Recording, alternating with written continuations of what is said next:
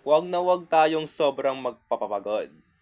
Kumbaga, kumpara sa akin, kahit naman yung pinaka tinuturing na superman dito sa Mother Earth natin, napapagod din. Kumbaga, iba-iba naman tayo ng estilo kung para mapalesan yung pagod, hindi ba?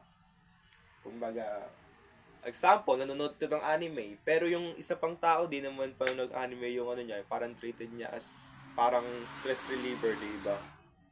Kumbaga, i-embrace lang natin kung ano ba yung dapat na gawin natin.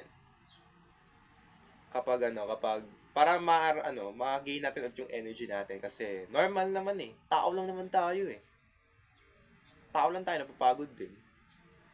Dito ko nagkakamali napapagod din. Okay. Kumbaga, out from the reality, then pahinga ka muna, then libangin mo na sarili mo. Yun lang.